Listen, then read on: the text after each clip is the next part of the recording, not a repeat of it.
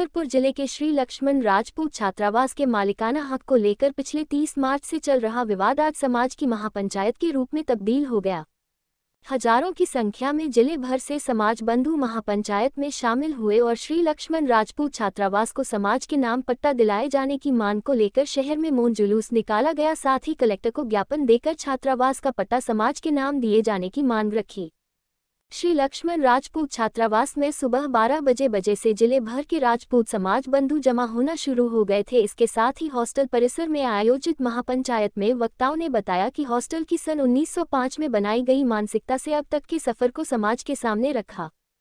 साथ ही बताया कि जिले भर के राजपूत परिवारों के गाढ़े पसीने की कमाई से छात्रावास की जमीन खरीदी गई थी और पहले हॉस्टल का निर्माण किया गया। बाद में हॉस्टल का खर्चा चलाने के लिए दुकानें बनाई गई जो समाज के निम्न तबके के परिवारों को रोजी रोटी चलाने के लिए न्यूनतम किराए पर दी गई थी।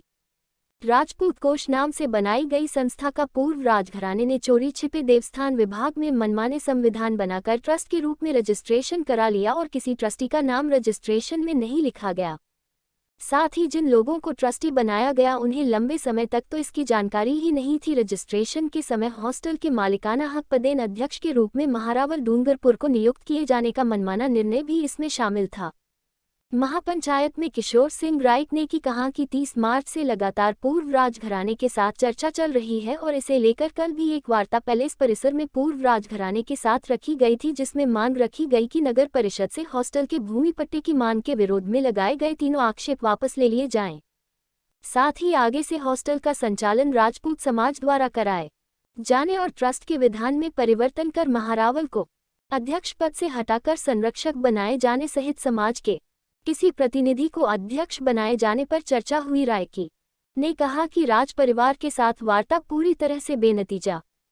साबित हुई है और इसी कारण आज महापंचायत आयोजित की गई है। सभा को समानता मंच के संरक्षक दिग्विजय सिंह ने संबोधित करते हुए कहा कि 1992 के बाद से किसी तरीके का विकास नहीं हुआ है, नहीं इसके बाद से हॉस्टल की संपत्ति से होने वाली कमाई का कोई खर्चा समाज के सामने रखा गया है। ऐसे में हॉस्टल में रहने वाले बच्चों को खाना भी अपने पैसों से खाना पड़ रहा है और हॉस्टल के पैसे से करीब 50 से 60 बाहरी लोग रोज खाना खाते हैं। ऐसे में समाज की ओर से एक एडहॉक कमेटी बनाई गई है जो आगे से हॉस्टल का संचालन करेगी और 100 की क्षमता के अनुरूप नए एडमिशन भी किए जाएंगे।